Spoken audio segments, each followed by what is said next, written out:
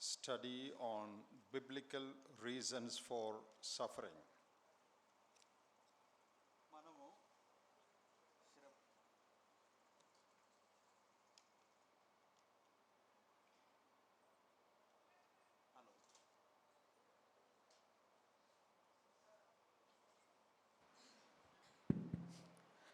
మనము శ్రమలకు కారణాలైన బైబిల్ సంబంధమైన కారణాలు చూస్తున్నాం.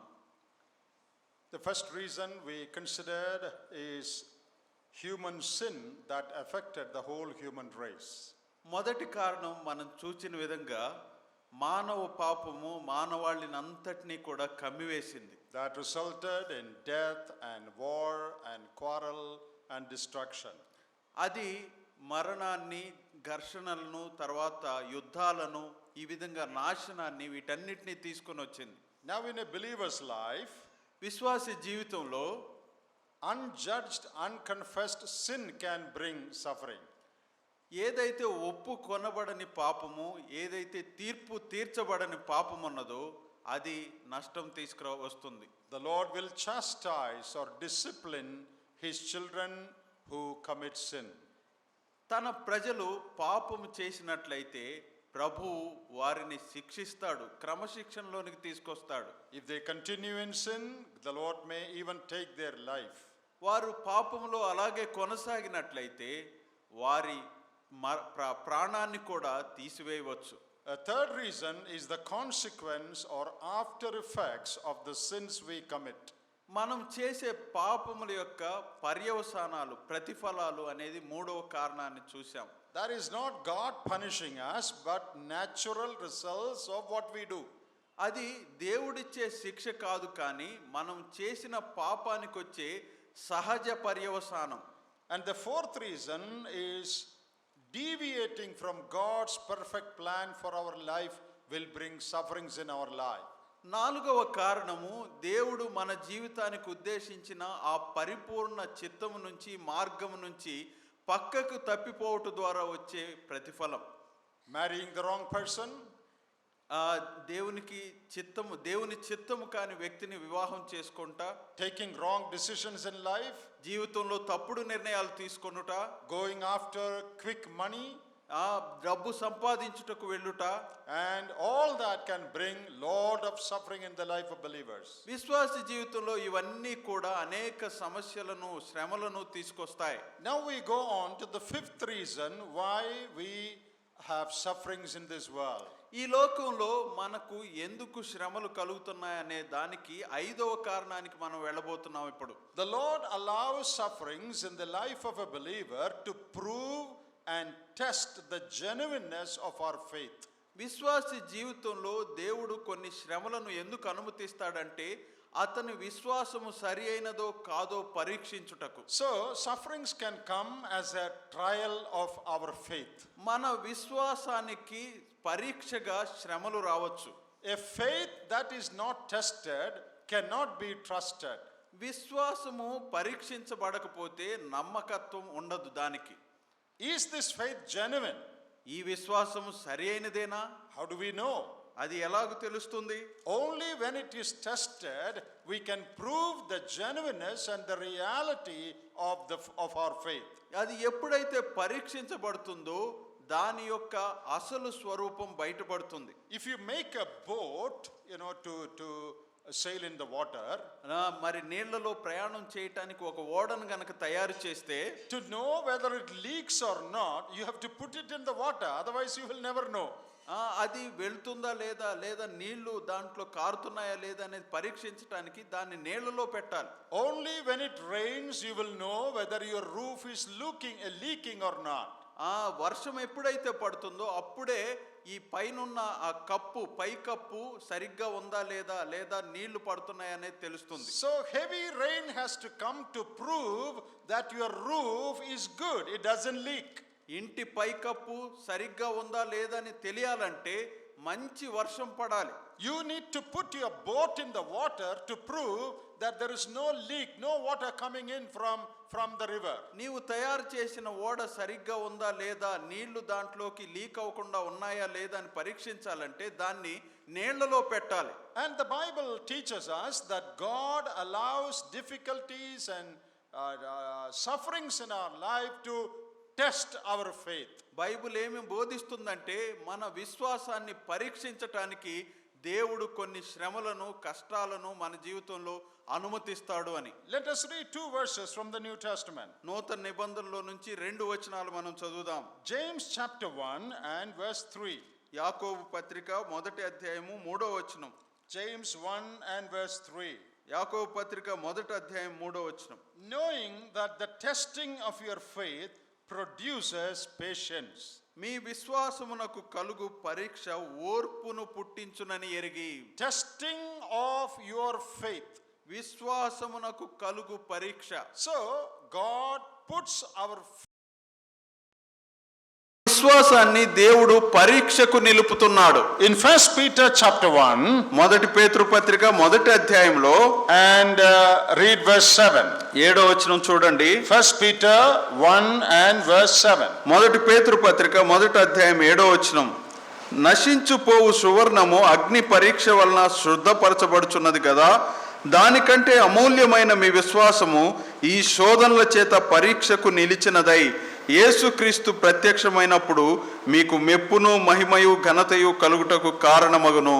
Now in some translations it says the testing of your faith.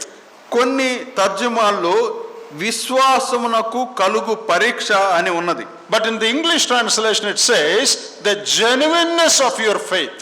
కానీ ఆంగ్ల తర్జుమాలో చూచినట్లయితే ఈ విశ్వాసము అసలైనదా కాదా పరీక్షించటానికి అని ఉంది. That means our faith is tested to prove whether our faith is genuine or not. అనగా మన విశ్వాసము అసలైనదా నకిలీదా అని పరీక్షించబట్టుకు ఈ విధంగా శోధనలు వస్తున్నాయి. We say we have trusted the Lord. మనం దేవుణ్ణి విశ్వసించామని చెప్తూ ఉంటాం. We say we have faith. మనకు విశ్వాసం ఉందని చెప్తాం. Unless it is tested, we cannot know whether that is strong, whether that is genuine or not. అది పరీక్షించబడకపోతే అది దృఢమైనదా అసలైనదా నకిలీదా అనేది తెలియదు. In the Bible we see so many people who undergo this test. బైబిల్లో అనేక మంది వ్యక్తులు ఇలాంటి పరీక్ష గుండా వెళ్ళారు.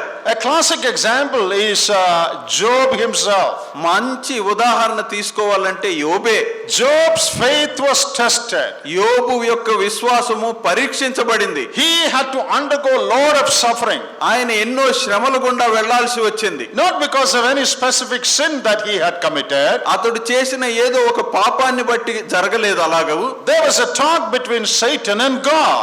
దేవునికి సాతానుకు మధ్య సంభాషణ జరిగింది. And Satan said, men like Job, they are devoted to you because you give them money. సాతాను ఏం చెప్పాడంటే, యోబు నీ పైన భక్తి ఎందుకు నిలుపుతున్నాడంటే నీవు అతనికి ధనం ఇస్తున్నావు కాబట్టి అన్నాడు. See, that is like saying you are bribing people to worship you.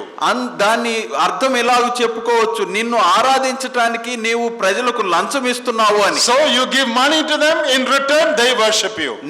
నీవు వారికి ధనం ఇస్తుంటుండగా వారు తిరిగి నిన్ను ఆరాధిస్తున్నారు అని. Their faith is not genuine, it is money based faith. వారి విశ్వాసము అసలైనది కాదు, కానీ ధనము మీద ఆధారపడినది. You stop giving them money, వారికి ధనం ఇచ్చుట ఆపివేసినట్లయితే, you bring some trouble in their life, వారి జీవితంలో కొన్ని శ్రమలు అనుమతిస్తే, then their faith will be gone. అప్పుడు వారి విశ్వాసం వెళ్ళిపోతుంది. They will deny you.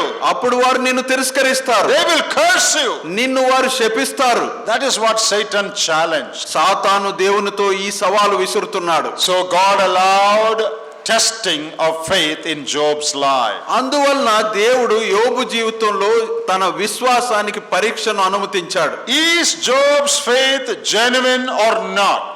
యోబు యొక్క విశ్వాసము అసలైనదా కాదా? Is he trusting God because God is giving him material prosperity? అతనికి భౌతిక సంబంధమైన ఆశీర్వాదాలు ఇచ్చుటను బట్టి దేవుణ్ణి అతడు విశ్వసిస్తున్నాడా? And God allowed that testing.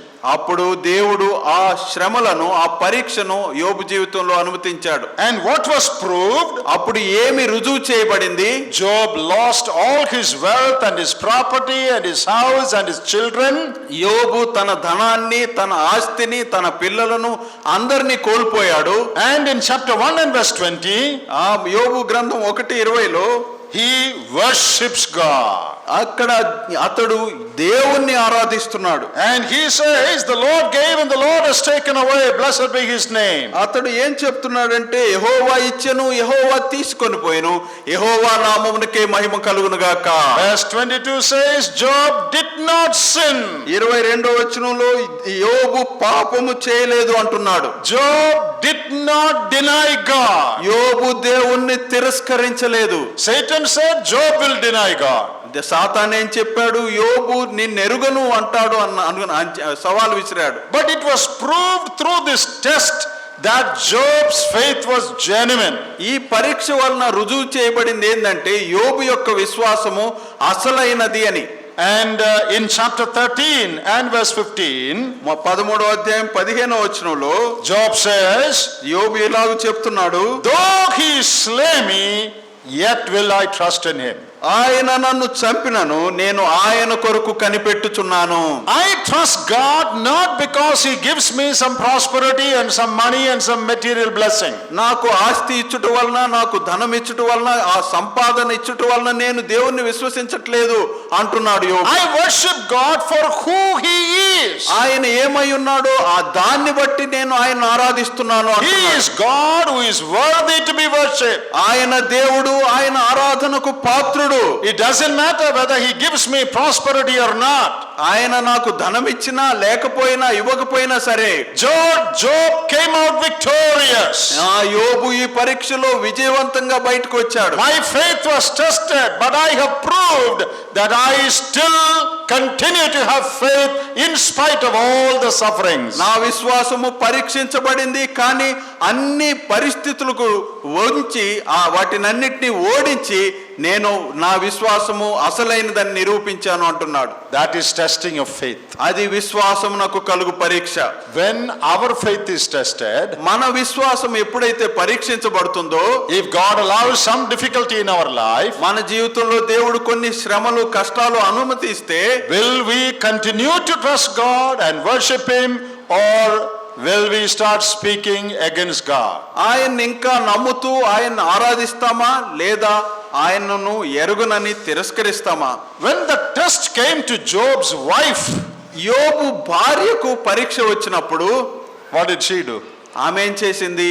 Did she say, even if God kills me, I will still trust in him? ఆమె ఇలాగ చెప్పిందా, నన్ను దేవుడు చంపినా నేను ఆయన్ను విశ్వసిస్తాను అని? No. ఆ విధంగా When చెప్పలేదు. her faith was tested, ఆమె విశ్వాసం పరీక్షించబడినప్పుడు it was proved that she was serving God because of the material prosperity God gave her. Her faith was not genuine. ఆమె విశ్వాసము సరి అయినది కాదని, అసలైనది కాదని, ఆమె దేవుడిచ్చిన ధనాన్ని, ఆస్తిని ఆధారం చేసుకొని దేవుణ్ణి సేవిస్తుందని రుజువు చేయబడింది. In chapter 2 and verse 9, 2వ అధ్యాయము 9వ వచనంలో his wife is telling him, do you still hold fast your integrity? Curse God and die. 2:9లో ఆమె ఇలాగ చెప్తుంది, నీవు ఇంకనూ యథార్థతను వదలకయుందువా, దేవుని దూషించి మరణము కమ్మని చెప్తున్నది. See, 3 people confirm or testify the genuineness of Job's faith. ఇక్కడ యోబు యొక్క విశ్వాసము అసలైనదని 3 రుజువు చేస్తున్నారు. You know, the Bible says by the witness of 2 or 3 people anything can be confirmed. మనం బైబిల్ ఏం చెప్తున్నది? 2-3 సాక్షుల ద్వారా ఏదైనా రుజువు చేయబడుతుంది అని. Number 1, మొదటిగా God testifies to his faith. యోబు యొక్క విశ్వాసాన్ని గురించి దేవుడే సాక్ష్యం ఇస్తున్నాడు. In chapter 2 and verse 3 we read, he holds fast to his integrity. 2:3లో మనం చూసినట్టయితే అతని యథార్థతను అతను చేపట్టే ఉన్నాడు. He still fears God. ఆయన ఇంకా దేవుని భయం కలిగి ఉన్నాడు. He hates evil. ఆయన చెడ్డతనాన్ని ద్వేషిస్తున్నాడు. He holds fast to his faith. ఆయన తన విశ్వాసాన్ని గట్టిగా చేపట్టాడు. God confirms it. దాన్ని దేవుడు ఆమోదిస్తున్నాడు, తెలియచేస్తున్నాడు. Secondly, రెండవదిగా Satan also confirms it. ఇక్కడ సాతాను కూడా దాన్ని తెలియచేస్తున్నాడు. Satan doesn't tell God that, oh, Job is not a godly man. ఇక్కడ దేవునితో సాతాను యోబు దైవభక్తి కలిగిన వాడు కాదని చెప్పటం లేదు. In verse 5, Satan says, yes, he is godly, he has faith, but you touch him, then he will curse you. ఇక్కడ 5వ వచనంలో ఏం చెప్తున్నాడంటే, అతడు యథార్థపరుడుగా భక్తిపరుడుగా ఉన్నాడు, ఎందుకంటే నీవు అతని మీద నీ చేయి చాపట్లేదు అని. Job doesn't question Satan doesn't question Job's faith.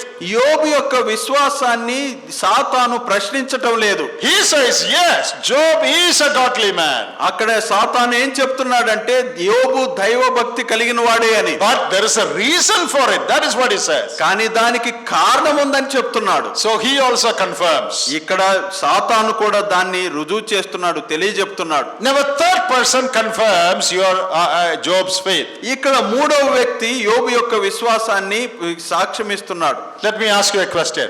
మీకు ఒక ప్రశ్న వేస్తాను. The question is to the husbands. ఇక్కడ భర్తలకు వేయబడే ప్రశ్న ఇది. Who is the person in this world who knows your godliness or your faith the most? నీ యొక్క దైవ భక్తిని బాగుగా ఎరిగి ఉండిన వ్యక్తి ఈ లోకంలో ఎవరున్నారు? Who is that? ఎవరున్నారు? Is it your elder? పెద్ద. Elder sees you only 2 times a week. పెద్దలు నిన్ను వారానికి 2 సార్లే చూస్తారు. He doesn't know what's happening in your house. నీ ఇంట్లో ఏం జరుగుతుందో ఆయనకు తెలియదు. Your friends? నీ స్నేహితులా? No, they also see you only once in a while. ఒక్కొక్కసారి వారు కొన్నిసార్లే చూస్తారు నిన్ను. Who knows whether your faith is genuine or not? నీ విశ్వాసము సరి అయినదా కాదని ఎవరికి తెలుస్తుంది? Tell me. చెప్పండి. Your wife. మీ భార్యలకు. Now wives tell me.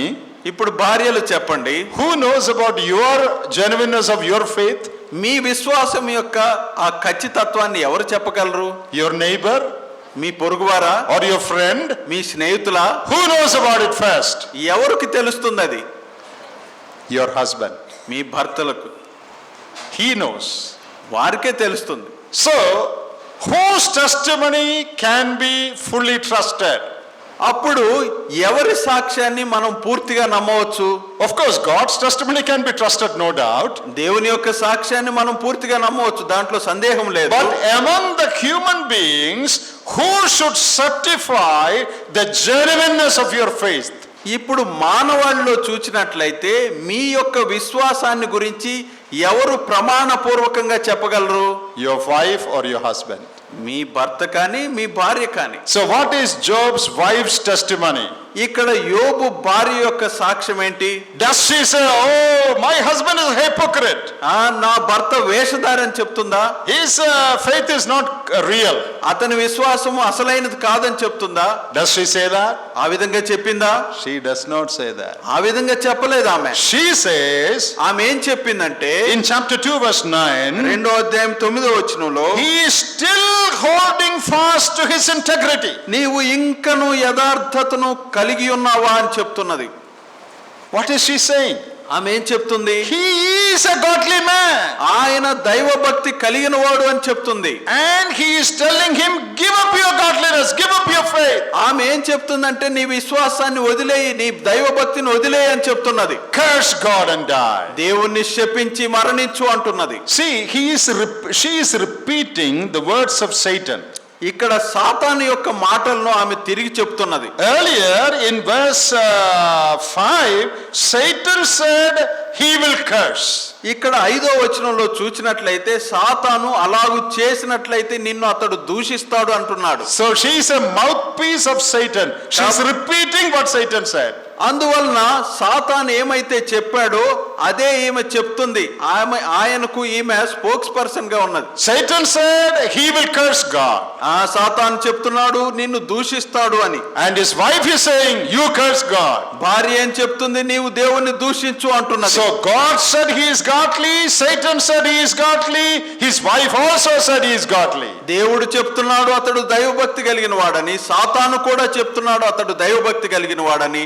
అదే మాట తన భార్య కూడా చెప్తున్నది. So it is proved beyond doubt and confirmed in spite of the worst testing that Job's faith is genuine.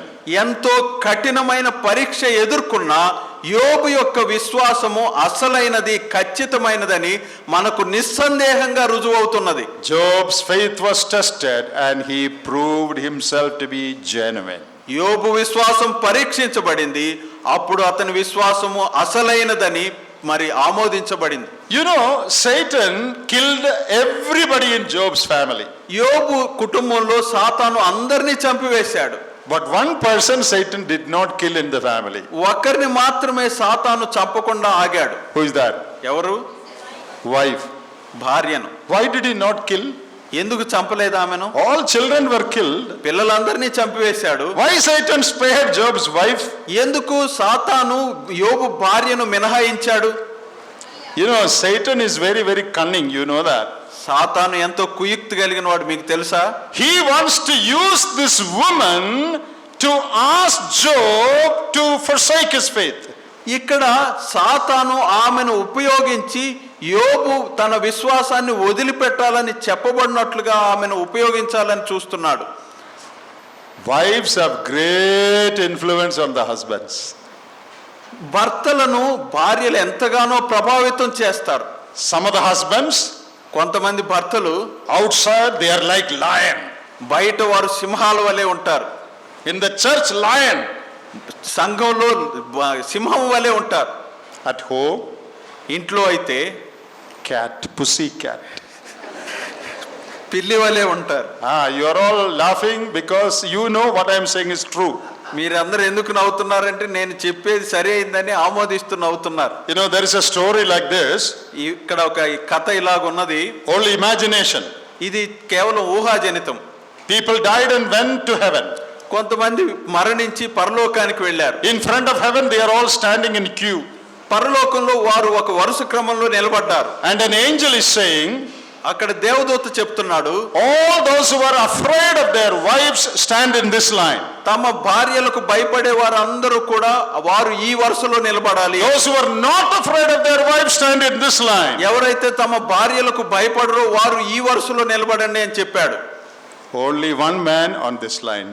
ఈ వరుసలో ఒక్క మనిషి నిలబడ్డాడు. All the other men are in this line. ఈ మిగతా పురుషులందరూ కూడా ఈ వరుసలో నిలబడ్డారు. People in this line is looking to that man on the other line. ఈ వరుసలో ఉన్నవారు ఆ ఒక్క వ్యక్తి ఇటువైపు నిలబడి ఉంటుండగా అతన్ని చూస్తున్నారు. Hey, why you are standing alone on that line? ఆ వరుసలో నువ్వు ఎందుకు ఒక్కడివే నిలబడ్డావు అని అడుగుతున్నారు. You did not fear your wife? నీ భార్యకు నువ్వు భయపడవా అన్నారు. Why you are standing there? ఎందుకు అలాగ నిలబడ్డావు అని. He says, అతడు ఏం చెప్పాడంటే, my wife told me to stand here. నా భార్య నన్ను ఇక్కడ నిలబడమని చెప్పింది అన్నాడు. Now what I am trying to say is, నేనేం wives have a చెప్పాలంటే, great influence on their husbands. తమ భర్తల మీద భార్యలు ఎంతో ప్రభావితం చూపిస్తారు. Sisters, don't misuse your influence. సహోదరులారా, మీరు మీ ప్రభావాన్ని తప్పుడుగా ఉపయోగించవద్దు. You should never influence your husband to give up his godliness. తన దైవభక్తిని వదిలేటట్లుగా మీ భర్తలను ఏమాత్రం ప్రేరేపించవద్దు. You should influence to live a godly life. దైవభక్తి కలిగి జీవించున్నట్లుగా మీరు ప్రేరేపించాలి అతన్ని. When testing and suffering comes in your life, మీ జీవితంలో శ్రమ పరీక్ష వచ్చినప్పుడు, when there is a testing of your faith, మీ విశ్వాసమునకు పరీక్ష వచ్చినప్పుడు, that is the time to prove whether your faith in God is real or not. మీ విశ్వాసము దేవుని యందు సరి అయినదా అసలైనదా కాదా అనేది పరీక్షించబడే సమయం అది. Then what should the wives do? అప్పుడు భార్యలు ఏం చేయాలి? You should support your husbands. మీ భర్తలకు మీరు సహకారులుగా ఉండాలి. You should pray with him. ఆయనతో కలిసి ప్రార్థించాలి. You should stand with him. ఆయనతో సహకారులుగా సహకరించేవారుగా ఉండాలి. And together you should prove that you are genuine. Your faith is genuine. మీరిద్దరూ కలిసి మీ విశ్వాసము అసలైనదని మరి రుజువు చేయాలి. So dear brothers and sisters, ప్రియ సహోదరి సహోదరులారా, God allows sufferings in our life to prove that our faith is real and it is strong. మన విశ్వాసము అసలైనదని అది దృఢమైనదని పరీక్షించుటకు రుజువు చేయుటకు దేవుడు శ్రమలను మన జీవితంలో అనుమతిస్తాడు. If you fail in the midst of testing, ఈ పరీక్షా సమయంలో మనం గనక విఫలమైతే that means your faith is very, very weak. దాని అర్థం ఏంటంటే మీ విశ్వాసము చాలా చాలా సన్నగిల్లినది. When everything is favorable, it is okay to say, I have faith in God. అన్ని బాగా సమకూడి జరుగుతున్నప్పుడు నాకు దేవుని యందు విశ్వాసం ఉందని చెప్పుట సులభమే. But when you are faced with difficulties, కానీ ఎప్పుడైతే కష్టము మీకు ఎదుర్కొస్తుందో, when God allows testing in your life, మీ జీవితంలో దేవుడు ఎప్పుడు శ్రమను పరీక్షను అనుమతిస్తాడో, that is when you should stand strong and prove that your faith is genuine. ఆ సమయంలోనే నీవు దృఢంగా నిలబడి నీ విశ్వాసము అసలైందని రుజువు చేయాలి. Let me tell you a sixth biblical reason. నేను 6వ బైబిల్ సంబంధమైన కారణాన్ని తెలియచేస్తాను. God allows sufferings to come in our lives to remove all the impurities, all the dross from our life and conform us to the character of Christ. దేవుడు మన జీవితాల్లో శ్రమలను ఎందుకు అనుమతిస్తాడంటే మన జీవితాల్లో చోటు చేసుకున్న అపవిత్రతలు మలినాలన్నీ తీసివేసి ఆయన కుమారుని యొక్క సారూప్యతలోనికి తీసుకురావడానికి అనుమతిస్తాడు. There are so many impurities in our life. మన జీవితంలో అనేక అపవిత్రతలు చోటు చేసుకుంటాయి. They have to be removed. వాటిని తీసివేయబడాలి. You know, gold when it is first taken from the mine, ఎప్పుడైతే ఆ బంగారము ఆ గనిలో నుంచి తీసుకొనబడుతుందో it is not pure. అది అప్పుడు సరిగ్గా ఉండదు. So much of impurity is there. దాంట్లో అనేక మలినాలు ఉంటాయి. But it is tested, it is allowed to be melted. ఎప్పుడైతే అది కరిగించబడుతుందో Great heat is applied. అప్పుడు గొప్ప మంట దానికి పుడుతుంది. And the gold melts. అప్పుడు ఆ బంగారం కరగటం ప్రారంభిస్తుంది. And all the dross, all the impurities come up, and the goldsmith, he removes all the impurities. ఎప్పుడైతే ఆ మంట ఉంటుందో అప్పుడు ఆ బంగారంలోని మలినాలన్నీ బయటకు వచ్చేసి ఉంటుండగా అతను ఆ శుద్ధి చేసే వ్యక్తి ఆ మలినాలను తీసుకుంటాడు బయటికి. While gold is being applied, heat is being applied on gold, బంగారం మీద ఎందుకు ఆ అగ్ని ఉపయోగించబడుతుంది అంటే the goldsmith will not move from there. అక్కడ ఆ స్వర్ణకారుడు అక్కడి నుంచి పక్కకు రాడు. He keeps watching the gold. అతడు ఆ బంగారం మంటలో ఉంటుండగా చూస్తూనే ఉంటాడు. He will never melt it too much. అతడు ఎక్కువగా దాన్ని కరిగించడు. He knows when to remove the fire. ఎప్పుడు ఆ మంటను వెనక్కి జరపాలో అతనికి తెలుసు. Do you know when he removes the fire? ఎప్పుడు ఆ మంటను పక్కకు తీస్తాడో తెలుసా? When all the impurity is gone, దానిలో మలినాలన్నీ తీసివేయబడినప్పుడు, when the goldsmith can see his face in that melting gold, that is the point when he removes the fire. ఆ స్వర్ణకారుడు ఎప్పుడైతే తన ముఖాన్ని ఆ కరుగుచున్న మరి బంగారంలో చూస్తాడో అప్పుడు ఆ బంగారాన్ని బయటకు తీస్తాడు. God is allowing us to pass through fire.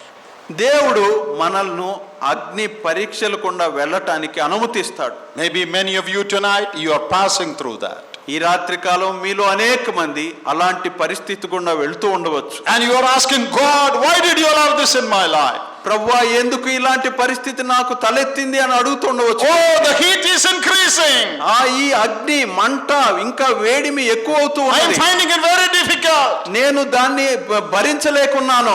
God, don't you care? ప్రభువా నీవు నా పట్ల జాగ్రత్త వహించవా? Why are you not removing the heat? ఆ మంటను ఎందుకు పక్కకు జరపటం లేదు? I am melting. నేను కరిగిపోతున్నాను. God says, ప్రభు ఏం చెప్తున్నాడు? don't be in a hurry. నీవు తొందరపడవద్దు. Little more is needed. ఇంకొంచెం కావాలి. There are still impurities. కొన్ని మలినాలు ఇంకా ఉన్నాయి. Let them come up. అవి బయటకు రానివ్వు. I want to cleanse you thoroughly. నిన్ను పరిపూర్ణంగా శుభ్రం చేయాలను. I want to cleanse your character. నీ ప్రవర్తనను నేను శుద్ధి చేయాలనుకుంటున్నాను. When my character, the character of the Lord is reflected in your life, that is when the Lord wants to remove the fire. ఎప్పుడైతే ప్రభు యొక్క ఆ గుణ లక్షణాలు నీ జీవితంలో కనపడతాయో ఆ సమయంలో దేవుడు ఆ మంటను పక్కకు తప్పిస్తాడు. He will not keep you on fire and then go and sleep. ఆయన మంటలో నిన్నుంచి ఆయన నిద్రకు ఉపక్రమించడు. No, he is watching intently on you. నిన్ను తదేకంగా చూస్తూనే ఉంటాడు ఆ పరిస్థితిలో. What degree of heat is being applied? ఆయన ఆ మంట ఎంతవరకు వెళ్తుందో He చూస్తున్నాడు. is watching carefully. ఆయన జాగ్రత్తగా చూస్తున్నాడు. You may be crying out. నీవు ఇంకా అప్పుడు ఏడుస్తున్నా, You may think, oh, God is not concerned about me. He is not answering my prayer. నా ప్రార్థన దేవుడు ఆలకించట్లేదు, నన్ను పట్టించుకోవట్లేదు అని అనుకుంటూ ఉండవచ్చు. That is not true. అది నిజం కాదు. He is purifying you. దేవుడు నిన్ను శుద్ధి చేస్తున్నాడు. Your character has to become more humble. నీ ప్రవర్తన ఇంకా దీన రూపంగా మారాలి. You are very proud about many things. అనేక విషయాలను బట్టి నీవు ఇంకా గర్విస్తూ ఉన్నావు. You need to be taught humility. నీవు ఇంకా దీన స్థితిలోకి రావాలి. Without suffering, you will never learn that. నీవు ఈ శ్రమల గుండా వెళ్ళనట్లయితే అది నేర్చుకోలేవు. Sometimes you're very arrogant and very angry. కొన్నిసార్లు నీవెంతో కోపగ్రస్తుడుగా ఉంటావు, కొన్నిసార్లు అతిశయించేవాడిగా ఉంటావు. You are indifferent and you are intolerant to people around you. నీ చుట్టూ ఉన్న వారి ఎడల అసహనం కలిగి ఉంటావు. వారు చేసే పనులు సహించలేని వాడుగా ఉంటావు. You need to become soft. నీవు మృదువుగా అవ్వాలి. You need to become a humble person. నీవు దీనుడుగా కావాలి. And God allows heat in your life. అప్పుడు నీకు దేవుడు ఆ మంటను అనుమతిస్తున్నాడు. That is what is happening in the lives of many of you tonight.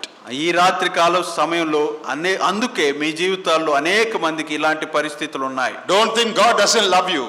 దేవుడు మిమ్మల్ని ప్రేమించట్లేదు అని అనుకోవద్దు. Don't think God is not caring. నీ పట్ల దేవుడు జాగ్రత్త వహించట్లేదు He అనుకోవద్దు. loves you. That is why He has allowed this in your life. నిన్ను ప్రేమిస్తున్నాడు కాబట్టే ఈ పరీక్షను నీకు అనుమతించాడు. Don't get discouraged. నీవు నిరుత్సాహం చెందక్కర్లేదు. At the right time, He will remove the fire. సరి అయిన సమయంలో ఆ మంటను నీ నుండి పక్కకు తప్పిస్తాడు. Look at this verse in Job 23. యోబు గ్రంథం 23వ అధ్యాయంలో ఈ వచనాన్ని చూడండి. And verse 10. 10వ వచనం. But He knows the way that I take.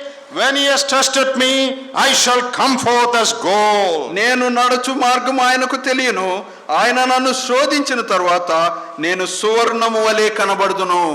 After He has tested me, I will come out pure like gold. నన్ను ఆయన పరీక్షించిన తరువాత నేను సువర్ణము వలె బయటకు వస్తాను. God wants you to come out as gold. నిన్ను దేవుడు ఈ సువర్ణము వలె బయటకు రావాలని కోరుకుంటున్నాడు. So He is allowing the heat on you. అందుకనే ఆయన నీ జీవితంలో మంటను అనుమతిస్తూ ఉన్నాడు. In 2 Corinthians 12, 2 కొరింథీ పత్రిక 12వ అధ్యాయంలో God allowed this heat even in Paul's life. పౌలు జీవితంలో కూడా దేవుడు ఈ మంటను అనుమతించాడు. Because of the abundance of revelations that he received, there was a possibility that Paul might become proud. తనకు కలిగిన ప్రత్యక్షతలు అనేకములు ఉంటుండగా దాన్ని బట్టి అతడు గర్విస్తాడేమో అని అనుమతించాడు. And God knew if he becomes proud, he will fall. అతడు గర్వించినట్లయితే పడిపోతాడని దేవునికి తెలుసు. Oh, this servant of mine has to be kept humble. ఇతడు నా సేవకుడై ఉంటుండగా ఇతడు దీనుడుగా ఉండాలి, అలాగే ఉండాలి అని అనుకుంటున్నాడు. And God gave him a thorn in the flesh. అందుకని ఆయన శరీరంలో దేవుడు ఒక ముళ్ళు నుంచాడు. A messenger of Satan to buffet him. సాతాను దూతగా అతన్ని శ్రమ పెట్టుటకు ఉంచాడు. No one knows what that is. అది ఎవరికి ఏమై ఉన్నదో తెలియదు. It is some sort of severe suffering. అది ఎంతో కఠినమైన ఇబ్బంది, శ్రమ, అది తెలియదు. Why did God allow that? దేవుడు ఎందుకు దాన్ని అనుమతించాడు? It says 2 times in that passage.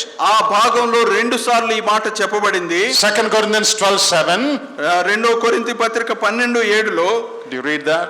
నాకు కలిగిన ప్రత్యక్షతలు బహు విశేషముగా ఉన్నందున నేను అత్యధికముగా హెచ్చిపోకుండా నిమిత్తము నాకు శరీరంలో ఒక ముళ్ళు, నేను అత్యధికముగా హెచ్చిపోకుండా నిమిత్తము నన్ను నలుగగొట్టుటకు సాతాను యొక్క దూతగా ఉంచబడెను. 2 times it says God gave this to me so that I may not become proud. 2 సార్లు దేవుడు నాకు ఎందుకు ఇది ఇచ్చాడంటే అత్యధికముగా హెచ్చిపోకుండా నిమిత్తము అంటున్నాడు. So God allowed that fire in Paul's life to purify him. దేవుడు పౌలు జీవితంలో ఆ మంటను ఎందుకు అనుమతించాడంటే అతన్ని శుద్ధి చేయాలని, మలినం నుంచి ఆయన్ని పవిత్రుడిగా చేయాలని. In Romans chapter 5 and verse 3 we read the same thing. రోమా పత్రిక 5:3 అదే విషయాన్ని మనం చదువుతాం. Let us read that verse. And not only that, but we also glory in tribulations, knowing that tribulation produces perseverance. Next verse. And perseverance, character, and character, hope. అంతేకాదు శ్రమ ఓర్పును, ఓర్పు పరీక్షను, పరీక్ష నిరీక్షణను కలుగ చేయనని ఎరిగి. See, here Apostle Paul says, ఇక్కడ అపోస్తలుడైన పౌలు చెప్తున్నాడు, God allows tribulation, sufferings, pressure. ఇక్కడ దేవుడు శ్రమలను, కష్ట పరిస్థితులను అనుమతిస్తున్నాడు అంటున్నాడు. And that tribulation will produce perseverance or patience. ఈ శ్రమలు, ఒత్తిళ్లు ఏమి తీసుకొస్తాయంటే ఓర్పును తీసుకొస్తాయి. That word patience used there simply means abiding under, abide under. That's the meaning of that word. ఇక్కడ ఓర్పు అనే మాటకు మనం ఎలాగో అర్థం చేసుకోవాలంటే ఆయన క్రింద నిలిచి ఉండుట. So when you are subjected to pressure, ఎప్పుడైతే ఒత్తిడికి నీవు లోనవుతావో, you patiently abide under God's hand. దేవుని యొక్క హస్తము క్రింద నీవు ఓర్పుతో నిలిచి ఉంటావు. And that will produce proven character. అప్పుడు ఏమి జరుగుతుందంటే అది నీకు నిరీక్షణ, నీ ప్రవర్తనను పెంపొందింప చేస్తుంది. So that word means good character. That is the meaning of that third word. దాని అర్థం ఏంటంటే అది నీలో మంచి ప్రవర్తనను రేకెత్తిస్తుంది. So suffering God allows. ఎందుకు శ్రమను దేవుడు అనుమతిస్తున్నాడు? As you pass through suffering, నీవు శ్రమల్లో గుండా వెళ్తూ ఉంటుండగా you abide quietly under that suffering. ఆ శ్రమల్లో నీవు నెమ్మదిగా, నిమ్మళంగా దేవుని హస్తం కింద ఉంటుండగా, And as you abide under quietly, ఆయన హస్తము క్రింద నిమ్మళంగా ఉంటుండగా, your character will become good. It will produce good character. నీ ప్రవర్తన మార్పు చెంది మంచి ప్రవర్తనగా రూపాంతరం చెందుతుంది. So dear brothers and sisters, ప్రియ సహోదరి సహోదరులారా, it is painful. ఇది కష్టమే, నొప్పి కలిగించేదే. It is not very comfortable. ఇది అనుకూలమైంది కాదు, సౌకర్యవంతమైన కాదు. But God is more interested in our character than in our comfort. మన సౌకర్యం కంటే మన ప్రవర్తన యందు దేవుడు ఎక్కువగా లక్ష్యము కలిగి ఉన్నాడు. God doesn't want to keep all of us very comfortable, jolly, good, comfortable. దేవుడు మనందరినీ సౌకర్యవంతంగా, ఆనందంగా ఉంచాలని కోరుకోవటం లేదు. God is interested more in our character than in our comfort. దేవుడు మన ప్రవర్తన యందు మన సౌకర్యం కంటే ఎక్కువగా గురి కలిగి ఉన్నాడు. So remember this. ఇప్పుడు మీరు దీన్ని జ్ఞాపకం ఉంచుకోవాలి. God allows all this difficulty maybe to purify your character. నీ ప్రవర్తనను శుద్ధి చేయుటకు బహుశా దేవుడు ఈ శ్రమలన్నీ అనుమతిస్తున్నాడేమో. All of you know Romans 8:28. రోమా పత్రిక 8:28 అందరికీ తెలుసు కదా. All things work together for good to them that love God. దేవుని ప్రేమించు వారికి మేలు కలుగుటకై సమస్తము సమకూడి జరుగుచున్నవని ఎరుగుదము కదా. What is that good? అది ఏ మంచి? Next verse says, తరువాత వచనం చెప్తున్నది, to conform us to the character of his son. తన కుమారునితో సారూప్యము గలవారవుటకు అంటున్నాడు. That is the good towards which God is working out everything. ఇక్కడ మనకు మేలు కలుగుటకై అంటే ఆ మేలు ఇది అని అర్థం చేసుకోవాలి. All things work together for our good. అన్నీ కూడా మనకు మేలు కలుగుటకై సమకూడి జరుగుచున్నవి. What is that good? ఆ మేలేంటిది? To make you rich man? అది నిన్ను ధనవంతునిగా చేయటమా? To give you a big house? మంచి పెద్ద ఇల్లు ఇవ్వటమా నీకు? That is not God's plan. అది దేవుని ప్రణాళిక కాదు. That good is a character that is conformed to the image of his son. ఆ మేలు ఏంటిదంటే ఆ తన కుమారుని సారూప్యంలోనికి ఆయన గుణ లక్షణాలను సంతరించుకోవటము. So God allows sufferings in our life to test the genuineness of our faith. మన విశ్వాసం యొక్క అసలుతనాన్ని, ఖచ్చితత్వాన్ని మరి రుజువు చేయటానికి దేవుడు శ్రమలు అనుభవిస్తాడు. Then he allows sufferings in our life to purify us and to conform us to the character of the Lord Jesus. తరువాత శ్రమల్ని ఎందుకు అనుమతిస్తాడంటే మనల్ని శుద్ధి చేసి తన కుమారుని సారూప్యతలోనికి రావటానికి. Don't get discouraged. దీన్ని బట్టి నిరుత్సాహం చెందవద్దు. When you pass through these trials and sufferings, ఈ శ్రమల గుండా పరీక్షల గుండా వెళ్తూ ఉంటుండగా remember God has a great purpose.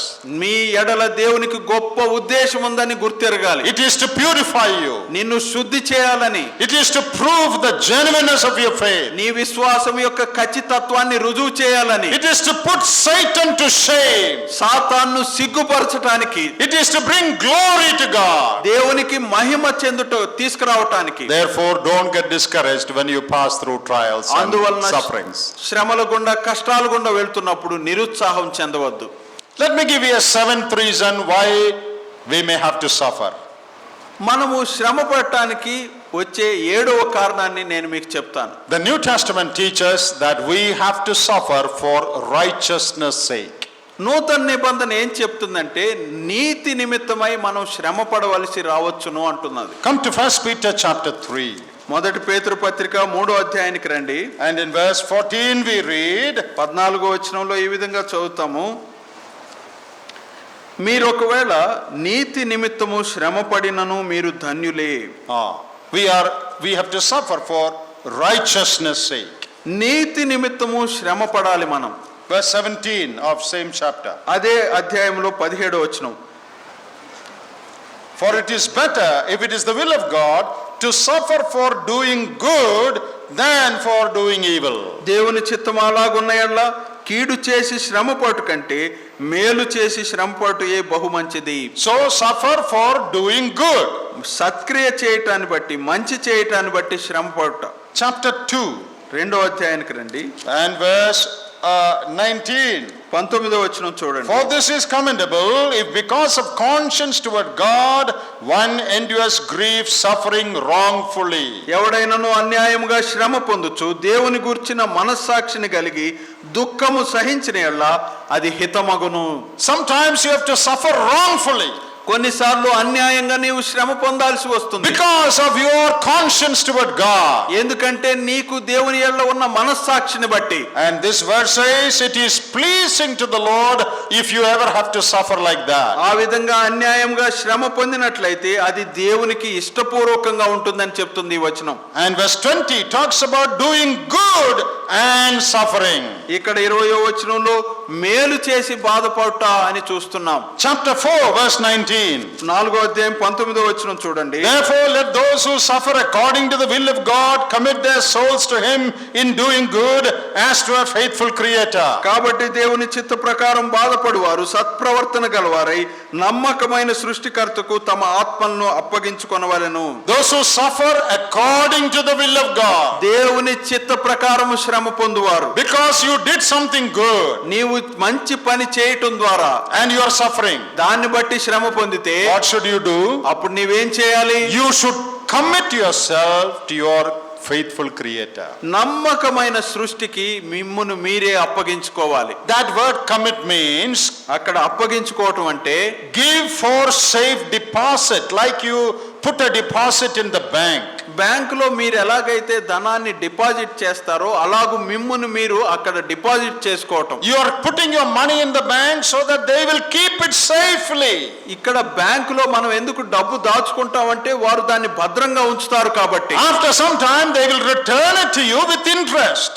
కొన్ని నెలల తర్వాత కొన్ని సంవత్సరాల తర్వాత వారు ఏం చేస్తారంటే దాన్ని వడ్డీతో సహా నీకు చెల్లిస్తారు. When you suffer for righteousness sake, నీతి నిమిత్తము నీవు శ్రమ పడినట్లయితే, for doing good, మంచి చేసిన దాన్ని బట్టి శ్రమ పడినట్లయితే, you deposit yourself into the hand of God. దేవుని చేతిలో నిన్ను నీవే అక్కడ ఆయనకు అప్పగించుకుంటావు. In chapter 2 of the same book we read, that is what the Lord Jesus did. He committed everything to the one who judgeth righteously when he was persecuted. 2వ అధ్యాయము అదే పేతురు పత్రికలో యేసుక్రీస్తుని గురించి మనం చూస్తున్నాం. ఆయన న్యాయముగా తీర్పు తీర్చు దేవునికి తన్ను తాను అప్పగించుకొనెను అంటున్నాడు. So commit yourself to God. కాబట్టి దేవునికి నిన్ను నీవు అప్పగించుకో. Don't fight. పోరాడవద్దు. Give yourself to God. దేవునికి నిన్ను నీవు అప్పగించుకో. And it says he is a faithful creator. ఇక్కడ ఏం చెప్పబడుతుందంటే ఆయన నమ్మకమైన సృష్టికర్త అని. Oh, at the right time he will vindicate you. He will prove that you are right. సరి అయిన సమయంలో నిన్ను ఆయన సరి అయిన వాడు అని రుజువు చేస్తాడు. And it also says, మరలా ఇంకొక మాట ఏం చెప్తున్నదంటే, in doing good you should commit yourself and continue to do good. మీరు దేవునికి అప్పగించుకొని ఆ సత్క్రియలో కొనసాగాలి అంటున్నాడు. It is because you did something good that you are suffering. నీవు చేసిన మంచి క్రియను బట్టి నీవు శ్రమ పొందుతున్నావు. Then don't stop doing good.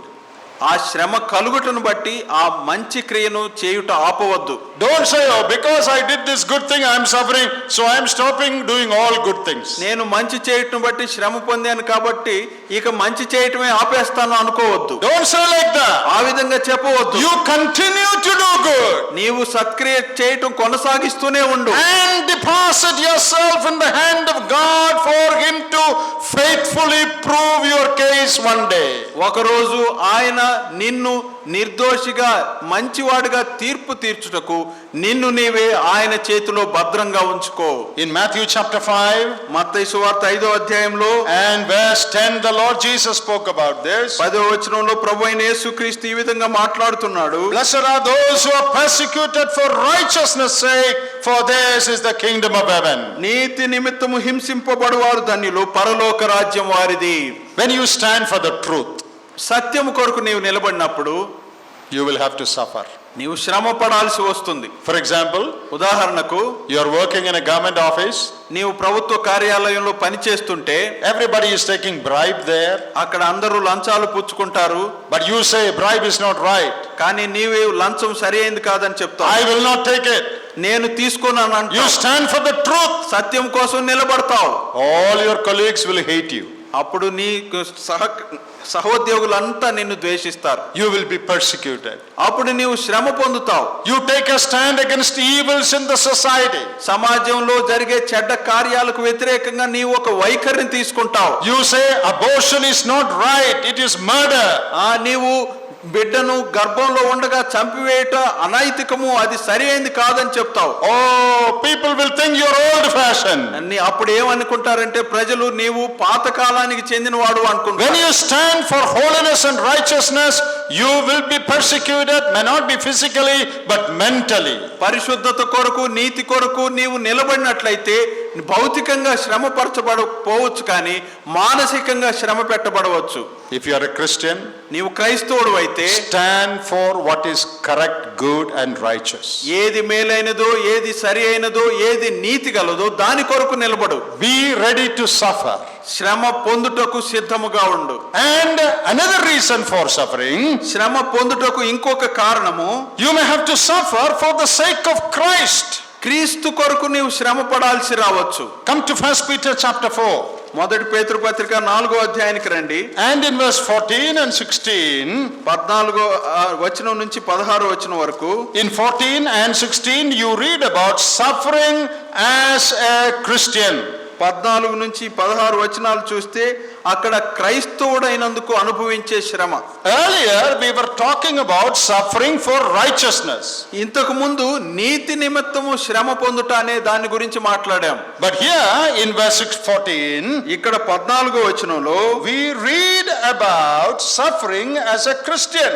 ఇక్కడ క్రైస్తవుడైనందుకు నింద పాలవుట అని చూస్తున్నాం. So you suffer for righteousness sake. నీతి నిమిత్తమై శ్రమ పొందుతావు. And in 4:14 you suffer as a Christian.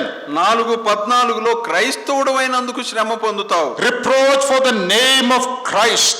ఆయన నామము కొరకు నిలబట్టుకు శ్రమ పొందుతావు. And in verse 16, 16వ వచనంలో, if you suffer as a Christian, క్రైస్తవుడైనందుకు బాధ అనుభవిస్తే, so that is another suffering.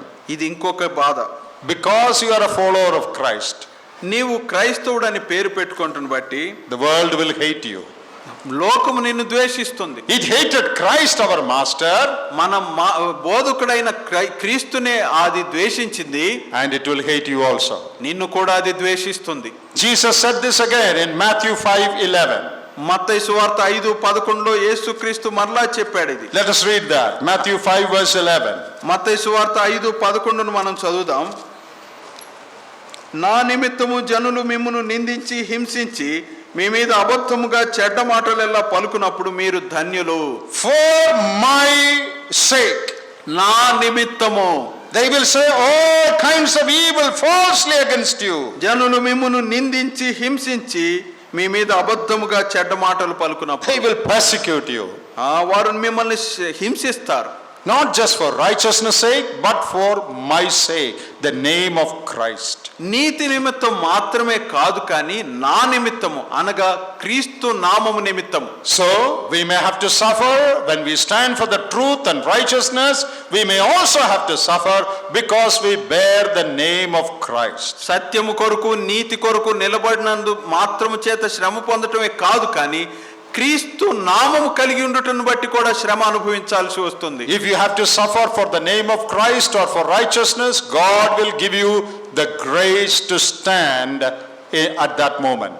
ఆయన నామము నిమిత్తము ఆయన నీతి కొరకు నీవు శ్రమ పొందాల్సి వస్తే ఆయన కొరకు నిలబట్టుకు అవసరమైన కృపను దేవుడు అనుగ్రహిస్తాడు. Let me show you a 9th reason for our suffering. మన శ్రమలకు కారణమైన 9వ దాన్ని మీకు చూపిస్తాను. In 2 Corinthians chapter 1, 2 కొరింథీ పత్రిక 1వ అధ్యాయంలో Apostle Paul gives us another reason why God may allow sufferings in our life. మన జీవితాల్లో శ్రమను ఎందుకు అనుమతిస్తాడో ఇంకొక కారణాన్ని అపోస్తలుడైన పౌలు తెలియజేస్తున్నాడు. 2 Corinthians chapter 1 కొరింథీయులకు రాసిన 2వ పత్రిక 1వ అధ్యాయము and verse 4.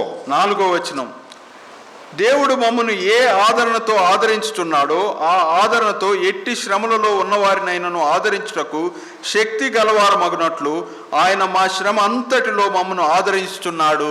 God comforts us in our sufferings, tribulations, so that we may be able to comfort others. దేవుడు మనల్ని మన శ్రమలో ఆదరిస్తుంటుండగా ఇతరుల శ్రమలో మనం అదే ఆదరణ చూపించాలని ఆ విధంగా ఉంచుతున్నాడు. One who has not wept in his own life can never wipe the tears of somebody who weeps. ఎవరైతే తన సొంత జీవితంలో ఏడవలేదో వారు ఇంకొకరి కన్నీళ్లను తుడవలేరు. God allows us to experience certain sorrows and sufferings so that we will be able to comfort others who pass through the same situation. ఎప్పుడైతే మనము కొన్ని పరిస్థితులు గుండా దేవుడు అనుమతించి ఉంటుండగా వెళ్తూ ఉంటుండగా అదే పరిస్థితి ఇతరులకు ఎదురై వారు వెళ్తున్నప్పుడు మనము అట్టి ఆదరణను చూపించాలని దేవుడు అనుమతిస్తాడు. If you are passing through a sorrow, నీవు ఏదైనా దుఃఖంలో గుండా వెళ్తున్నట్లయితే and somebody comes and tells you words of comfort, ఎవరైనా వచ్చి నీకు ఆదరణకరమైన మాటలు చెప్తే that may mean nothing to you. అది నీకేమీ అర్థం కాదు. Because that person who is comforting you, he doesn't know anything about your sorrow. ఎందుకంటే ఎవరైతే నిన్ను ఆదరిస్తున్నారో వారికి నీ దుఃఖం పూర్తిగా అర్థం కాదు. But when a person who has experienced the same sorrow, ఎప్పుడైతే ఒక వ్యక్తి అదే దుఃఖాన్ని తన జీవితంలో అనుభవిస్తాడో then it makes sense. అప్పుడు అది నిజంగా అది భావోద్వేగంగా చూపించడానికి ఉపయోగపడుతుంది. He understands. అతడు అర్థం చేసుకొని చెప్తాడు. I had a brother named George Kurian. నాకు ఒక సహోదరుడు ఉన్నారు, జార్జ్ కురియన్ గారని. He was working with the YSR family here. ఇక్కడ వైఎస్ఆర్ కుటుంబంతో వారు కలిసి పని చేస్తున్నారు. He was taking care of one department of their business. వారి వ్యాపారంలో ఒక శాఖను వారు నిర్వహిస్తున్నారు. But at the age of 42, he died. 42 ఏళ్ల వయసులో అతడు చనిపోయాడు. He died in America. అతడు అమెరికాలో చనిపోయాడు. Some from YSR family came there for his funeral. YSR కుటుంబం నుంచి ఒకరు ఆయన భూస్థాపన కార్యక్రమానికి వచ్చారు. Now we were in India. మేము అప్పుడు భారతదేశంలో ఉన్నాం. He was only 42 when he died with his wife and 2 daughters, small daughters. అతడికి అప్పటికి 42 ఏళ్ల వయసే అతడు చనిపోయాడు. అతనికి భార్య, 2 కుమార్తెలు ఉన్నారు. When we got the news from America, America నుంచి మాకు వార్త వచ్చినప్పుడు our mother was still alive, she was with me. ఆయన తల్లి గారు ఇంకా అప్పటికి బ్రతికే ఉన్నది, నాతో కూడా ఉండింది. Oh, how to tell this old mother that her young boy has died. ఈ వృద్ధురాలికి ఆమె కుమారుడు చనిపోయాడనే వార్త ఎలాగో అందించాలి. And we had to tell her. ఆమెతో చెప్పాల్సి వచ్చింది. Hearing the news, so many believers from so many different places, they all rushed home. ఆ వార్త విని అనేక ప్రదేశాల నుండి అనేక మంది విశ్వాసులు వచ్చారు. Then came a very prominent evangelist in our midst. అప్పుడు ఒక బాగా ప్రచురితమైన ఒక సువార్తికుడు మా మధ్యకు వచ్చాడు. Hearing this news, he came. ఆ వార్త విని అతడు వచ్చాడు. He came to my mother's room where she was sitting and crying. నా తల్లి ఏ గదిలో ఉండి ఏడుస్తున్నదో ఆ గదిలోనికి అతడు వచ్చాడు. And his presence made a big difference of comfort. అతని అక్కడ ఉండుట అనేది ఎంతో తేడాను తీసుకొచ్చింది. Do you know the reason? కారణం ఏంటో తెలుసా? His own son with the same name, George, అతని సొంత కుమారుడు అదే పేరు జార్జ్ అనే పేరు కలిగి ఉండి, who was a friend of my brother, నా సహోదరునికి స్నేహితుడై ఉంటుండగా అతడు died in a motorbike accident just some time back. కొద్ది దినాల క్రితమే ఈ మోటార్ బైక్ ప్రమాదంలో చనిపోయాడు. Of the same, almost the same age. ఒకే వయసు కలిగిన వారు. This man had passed through it. ఆ వ్యక్తి ఆ అనుభవం గుండా వెళ్ళాడు. When he says a word of comfort, there is some meaning in it. అతడు ఆదరణ మాట పలికినట్లయితే దాంట్లో కొంత భావం ఉంటుంది. When he came into the room, అతడు ఆ గదిలోనికి వచ్చినప్పుడు I felt a sense of comfort in the room. ఆ గదిలో ఆదరణ పూర్వక వాతావరణం ఏర్పడింది. Oh, this man, this brother has the right to comfort. ఈ సహోదరునికి, ఈ వ్యక్తికి ఆదరించటానికి యోగ్యత ఉన్నది అనుకున్నాం. Because he himself has passed through similar pain. ఎందుకంటే అలాంటి భారము గుండా, అలాంటి కష్టం గుండా అతడు వెళ్ళాడు. There are so many people, sorrowing people around us. మన చుట్టూ అనేక మంది వ్యక్తులు ఉన్నారు. They all need comfort. వారందరికీ ఆదరణ కావాలి. Sometimes our words of comfort become meaningless, empty when we talk to them. మనం ఒక్కొక్కసారి ఆదరణ పూర్వక మాటలు చెప్తే అవి అర్థం లేనివిగా ఉంటాయి. But what does Paul say here? ఇక్కడ పౌలు ఏం చెప్తున్నాడు? You know how God comforted us. ఇక్కడ దేవుడు మమ్మను ఏ ఆదరణతో ఆదరిస్తున్నాడు అంటున్నాడు. With that same comfort we are able to comfort others in similar difficulties. ఆ ఆదరణతో ఎవరైతే అట్టి శ్రమల్లో పాలివారుగా ఉంటున్నారో వారిని ఆదరించుటకు మేము ఉన్నాము అంటున్నాడు. So sometimes God allows difficulties in our life so that we can comfort others with the comfort that we are experiencing. ఏ ఆదరణ అయితే మనము అనుభవిస్తున్నామో ఆ ఆదరణను ఇతరులకు పంచటానికి దేవుడు కొన్నిసార్లు మన జీవితాల్లో శ్రమలను అనుమతిస్తాడు. What a great truth that is. ఇది ఎంత గొప్ప సత్యం అండి. Your sorrow is not a waste. నీ దుఃఖము వ్యర్థం కాదు. Your suffering is not meaningless. నీ శ్రమ అర్థము లేనిది కాదు. It is weighty. It carries weight. దానికి బరువు ఉన్నది, దానికి అర్థం ఉన్నది. It is worth suffering. అది అవసరమైన శ్రమ. Because God has precious lessons included in those sufferings. ఆ శ్రమలలో దేవుడు విలువైన పాఠాలను దాచి ఉంచాడు. I gave you 9 reasons why we are allowed to pass through sufferings. దేవుడు మన జీవితాల్లో శ్రమల గుండా వెళ్ళటానికి ఎందుకు అనుమతిస్తాడో దానికి 9 కారణాలు మీకు చెప్పాను. Before I close, నేను ముగించడానికి ముందు let me give you 3 reasons or 3 misunderstandings people have about suffering. శ్రమల గురించి 3 దురభిప్రాయాలు ప్రజలకు ఉన్నాయి. వాటిని మీకు చెప్తాను. When we pass through sufferings, very often we get discouraged. మనం ఎప్పుడైతే శ్రమల గుండా వెళ్తామో అప్పుడు నిరుత్సాహం చెందుతాం. We think, why God allowed this in my life? నా జీవితంలో దేవుడు ఎందుకు అనుమతిస్తాడు? What is the point in serving God? దేవుణ్ణి సేవించడానికి ఇంకేమి అవసరం అంటాం. You know, we get troubled. మనము కలత చెందుతాం. This trouble comes from 3 misunderstandings. ఈ సమస్య ఎందుకు వస్తుందంటే 3 విషయాలను అపార్థం చేసుకుంటాను బట్టి. Let me tell them. అది నేను చెప్తాను. That will help you. అది మీకు సహాయం చేస్తుంది. First misunderstanding that most believers have, విశ్వాసుల్లో అనేక మందికి ఉన్న మొదటి అపార్థం ఏంటంటే our faith in Christ gives us protection, guarantee from all troubles and sufferings. క్రీస్తు ఎడల మనకున్న విశ్వాసము అన్ని సమస్యల నుంచి మనల్ని మినహాయిస్తుంది అనే దురభిప్రాయం. Believers have immunity from all sufferings. శ్రమలన్నిటి నుంచి విశ్వాసులకు సంరక్షణ ఉంటుంది, అది విడిపిస్తుంది అనుకుంటారు. If you are a true child of God, నీవు నిజముగా దేవుని బిడ్డవైతే you will have no suffering. నీకు శ్రమలే ఉండవు అంటూ ఉంటారు. That is a fallacy. అది తప్పుడు బోధ.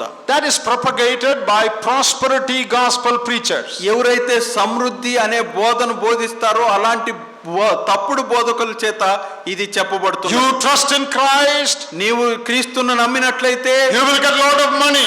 నీకు ఎంతో ధనం You సమకూరు, will never be poor. నీవు దరిద్రుడుగా ఉండవు అంటారు. No sickness will affect you. నీ జీవితంలో రోగమే రాదు అంటారు. Whatever you pray, God will give it to you. నీవు ఏది ప్రార్థిస్తే దాన్ని దేవుడు తప్పక నీకు ఇస్తాడు అంటారు. So their wrong teaching is faith gives guarantee and protection and freedom from all sufferings. అన్ని శ్రమల నుంచి విశ్వాసం అనేది కాపాడుతుంది, వాటిని రాకుండా చేస్తుంది అనే బోధ ఈ తప్పుడు బోధ. ఇది Please don't believe that. దాన్ని ఏమాత్రం విశ్వసించవద్దు. Bible doesn't teach that. Bible దాన్ని ఏమాత్రం బోధించట్లేదు. Bible teaches that even if you are the best Christian, you can still have sufferings. Bible ఏం బోధిస్తుందంటే నీవు శ్రేష్టమైన క్రైస్తవుడు అయినా ఇంకను నీకు శ్రమలు ఉంటాయని. Christ lived a life pleasing to God, but he had lot of sufferings. క్రీస్తు దేవునికి ఇష్టపూర్వకంగా ప్రియుడుగా జీవించాడు, కానీ ఆయన శ్రమలు అనుభవించాడు. Apostle Paul lived a life pleasing to God, but he had all sorts of sufferings. దేవునికి ఇష్టపూర్వకంగా అపోస్తలుడైన పౌలు జీవించినప్పటికీ అనేక సమస్యలు, శ్రమలు అనుభవించాడు. In 2 Corinthians chapter 6, 2 కొరింథీ పత్రిక 6వ అధ్యాయంలో and verse 10, Paul says about his sorrows. 10వ వచనంలో పౌలుకున్న దుఃఖాలను గురించి పౌలు తెలియచేస్తున్నాడు. Chapter 7 verse 5, అక్కడ అనేకమైన సమస్యలు ఉన్నాయి. in chapter 7 and verse 5, 7వ అధ్యాయం 5వ వచనంలో he talks about his afflictions, his sorrows. అతని యొక్క దుఃఖాలను, అతని యొక్క శ్రమలను, కష్టాలను ఇక్కడ చెప్తున్నాడు. In chapter 8 and verse 2, 8వ అధ్యాయం 2వ వచనంలో we read about the believers in Macedonia who experienced poverty and trial. అక్కడ విశ్వాసులు మాసిదోనియాలో ఉంటుండగా వారు దారిద్ర్యతలో ఎంతో శ్రమను అనుభవించారు అని చూస్తారు. Job was a man of God, but he had suffering. యోబు దైవభక్తి కలిగిన వాడైనప్పటికీ శ్రమ అనుభవించాల్సి వచ్చింది. So dear brothers and sisters, కాబట్టి ప్రియ సహోదరి సహోదరులారా, Bible does not teach that if you are believers, God will avoid all sufferings and protect you from all difficulties. విశ్వాసులైనంత మాత్రము చేత మీకే శ్రమలు రావు, కష్టములు రావు, వాటన్నిటి నుంచి మిమ్మల్ని కాపాడుతాడు, తప్పిస్తాడు, అవి రాకుండా చేస్తాడని చెప్పడంలో Bible. As you live in this world, నీవు ఈ లోకంలో జీవిస్తూ ఉంటుండగా, even if you are living a very godly life, నీవు ఎంతో దైవభక్తి కలిగి జీవించినప్పటికీ God may allow sufferings for the reasons that we already studied. మనం ఇప్పటికే చూచిన కారణాలను బట్టి దేవుడు నీ జీవితంలో శ్రమలు అనుమతించవచ్చు. And the second misunderstanding, ఇంకొక దురభిప్రాయం ఏంటంటే suffering is always bad and it is detrimental. It will ruin my life. ఈ శ్రమ అనేది చెడ్డది, అది నా జీవితాన్ని నాశనం చేస్తుంది అనే అభిప్రాయం. Oh, if we are faced with sufferings in life, our life will become miserable. నేను ఎప్పుడైతే శ్రమలు అనుభవిస్తానో అప్పుడు నా జీవితాన్ని అది దుఃఖపరుస్తుంది అనుకుంటా. That is not true. అది నిజం కాదు. Even if you have sufferings, నీకు శ్రమలు ఉన్నప్పటికీ in the midst of that you can still experience God's strength and comfort. వాటి మధ్య నీవింకను దేవుని యొక్క బలము, శక్తి, ఆదరణను పొందుకోగలవు. In 2 Corinthians 12, Paul experienced suffering. 2 కొరింథీ పత్రిక 12వ అధ్యాయంలో పౌలు శ్రమలు అనుభవించాడు. But the Lord said, I will give you my grace. అప్పుడు ప్రభు ఏం చెప్తున్నాడంటే నేను నీకు కృపనిస్తాను అంటున్నాడు. When Paul realized this, అప్పుడు పౌలు ఎప్పుడైతే ఇది గ్రహించాడో he is jumping up with joy. I rejoice. అతడు సంతోషంతో గంతులు వేస్తూ సంతోషిస్తున్నాడు. In 2 Corinthians 8:2, 2 కొరింథీ పత్రిక 8:2లో the believers in Macedonia, as they passed through various trials, they had abundance of joy. ఇక్కడ మాసిదోనియాలో ఉంటున్న విశ్వాసులు శ్రమల గుండా వెళ్తుండగా అత్యధిక సంతోషం పొందారు వారు. So don't think that all sufferings are bad, it will ruin and spoil your life. అందువలన అన్ని శ్రమలు నష్టము చేకూర్చేవి, మన జీవితాన్ని కష్టం తీసుకొస్తాయి, నాశనం చేస్తాయి అని అనుకోవద్దు. The Bible says God is good. దేవుడు మంచివాడని బైబిల్ తెలియజేస్తుంది. A good God can never do a bad thing. ఈ మంచి దేవుడు ఎప్పుడు కూడా చెడ్డ పని చేయడు. If God is good, all that he allows in our life also is good. దేవుడు మంచివాడైతే మన జీవితంలో ఆయన అనుమతించిందంతా మంచి కొరకే. We may not immediately understand the good part of it, దాని వెనుక ఉన్న మేలు మంచి అనేది వెంటనే మనకు అర్థం కాకపోవచ్చు, but it is good. కానీ అది మేలు కొరకే. So don't believe the lie that sufferings are destructive, they will ruin your life, they will spoil your life, they are always bad. Don't believe that. శ్రమలు చెడ్డవి, శ్రమలు నీ జీవితాన్ని పాడు చేస్తాయి, నాశనం చేస్తాయనే అబద్ధాన్ని ఏమాత్రం నమ్మవద్దు. Trials will bring blessing. శ్రమలు నీ జీవితంలో ఆశీర్వాదాలను తీసుకొస్తాయి. We already saw what are the blessings that trial gives. శ్రమలు ఎలాంటి ఆశీర్వాదాలు తెస్తాయో మనం ఇప్పటికే చూసాం. And a third misunderstanding. మూడవ దురభిప్రాయం ఏంటంటే, Many people think that material, physical prosperity and well-being is real blessing. భౌతికంగా లేదా మన ఈలోక సంబంధంగా సమృద్ధి కలిగి ఉండుట అనేది ఆయన ఆశీర్వాదానికి సూచిక అనుకుంటూ ఉంటాం. If poverty strikes us, ఎప్పుడైతే దారిద్ర్యం మనకు వస్తుందో, if some disease like cancer comes into our family, ఎవరికైనా కుటుంబంలో క్యాన్సర్ వచ్చినట్లయితే, oh, that means God is not blessing us. దాని అర్థము దేవుడు ఆశీర్వదించట్లేదు అనుకుంటూ ఉంటాం. If we are becoming more prosperous materially, that is God's blessing. మనము భౌతికంగా ఈ లోకపరంగా బాగా ధనవంతులైతే అది దేవుని దీవెన అనుకుంటూ ఉంటాం. That is not right. కానీ అది సరైన అభిప్రాయం కాదు. Material prosperity is not necessarily a sign of God's blessing in the New Testament times. నూతన నిబంధన కాలంలో ఈ భౌతిక సంబంధమైన ఈ లోక ధన ప్రాప్తి దేవుని దీవెనకు సూచన కాదు. So many corrupt people, so many politicians, so many people around us who do not believe in God. They have big houses, they have lot of money, they are materially prosperous. ఈ లోకంలో ఉన్న అనేక మంది రాజకీయవేత్తలు, అనేక మంది అవినీతి పరులు, వారికి ఎంతో పెద్ద ఇళ్ళు ఉన్నాయి, ఈ లోక ధన ప్రాప్తి ఎంతో కలిగి ఉన్నారు వారు. Does it mean God is blessing them? దాని అర్థం వారిని దేవుడు దీవిస్తున్నట్ట? Even people who believe there is no God, they are also prosperous. దేవుడు లేడని నమ్మే వారిని కూడా వారు కూడా ఈ ధన ప్రాప్తి కలిగి ఉన్నారు. Material prosperity is not the sign of real blessing from God. ఈ లోక వస్తు సమృద్ధి కలిగి ఉండుట అనేది దేవుని దీవెనకు సూచన కాదు. Spiritual strength, ఆత్మీయ దృఢత్వం, our character, మన ప్రవర్తన, our purity, మన పరిశుద్ధత, that is the mark of real blessing from God.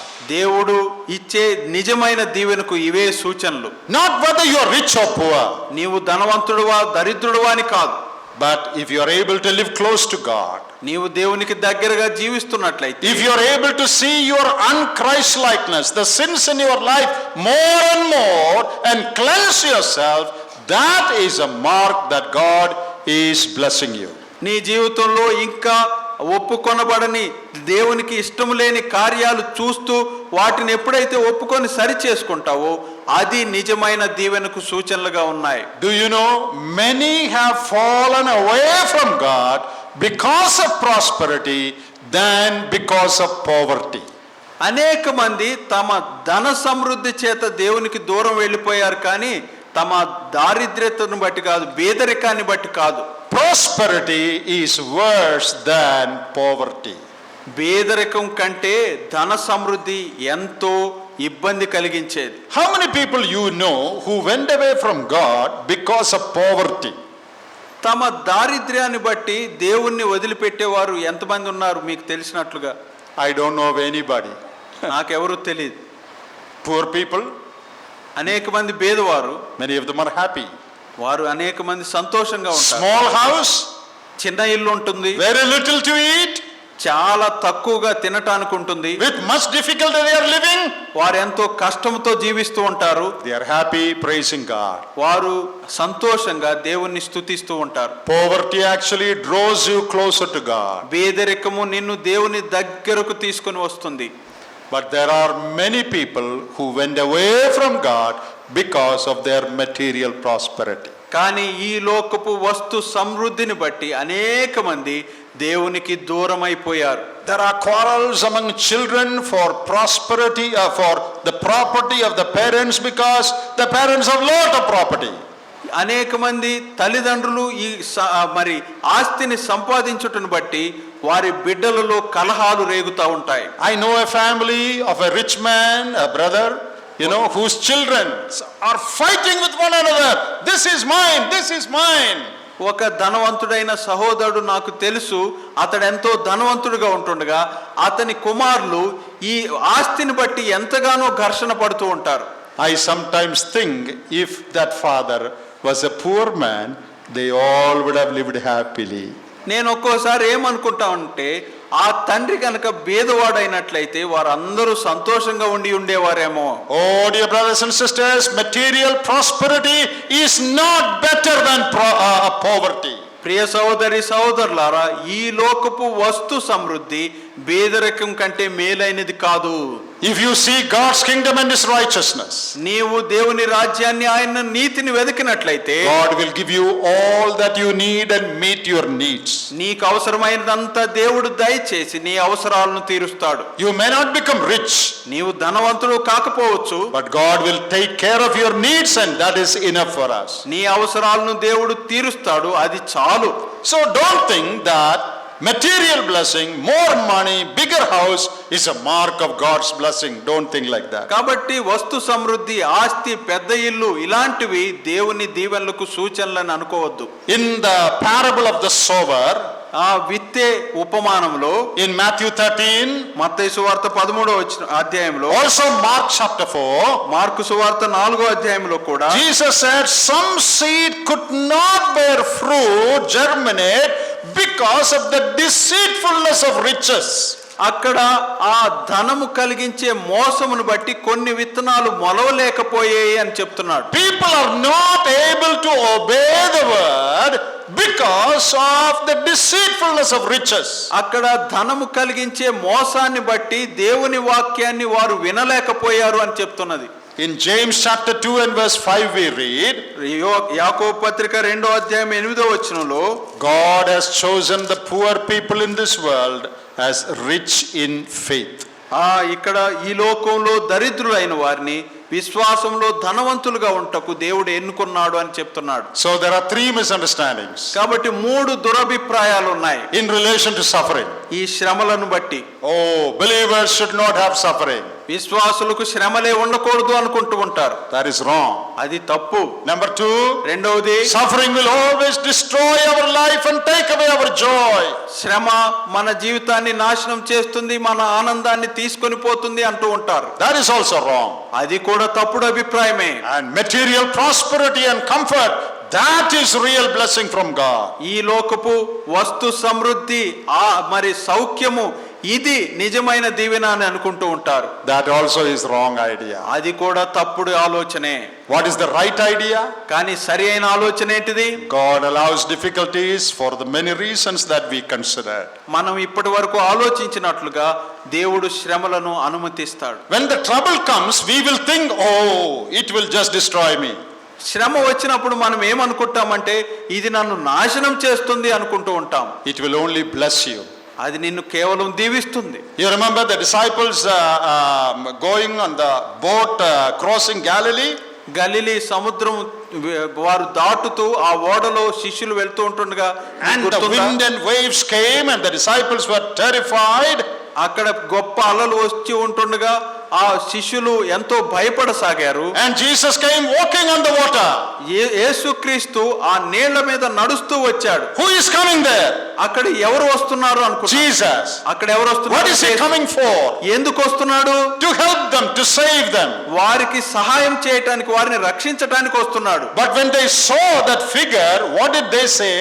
వారు ఆ రూపాన్ని చూసి వారు ఏం చెప్పారు? Who is coming? ఎవరు వస్తున్నారని చెప్పారు? Oh, ghost is coming. భూతం వస్తుంది. Oh, here is a ghost coming. భూతం వస్తుంది అనుకుంటున్నారు. What will ghost do? What do people think? భూతం ఏం చేస్తుందని మనుషులు అనుకుంటారు. Oh, they will strangle you to death. నిన్ను గొంతు పిసికివేసి చంపివేస్తుంది. Oh, ghost is coming. భూతం వస్తుంది అన్నారు. Actually, who is coming? కానీ ఎవరు వస్తున్నారు? Jesus is coming. యేసు వస్తున్నాడు. But seeing Jesus, they think he is a ghost. యేసును చూసి వారు భూతం అనుకుంటున్నారు. He is coming to save them, but they think he is coming to kill them.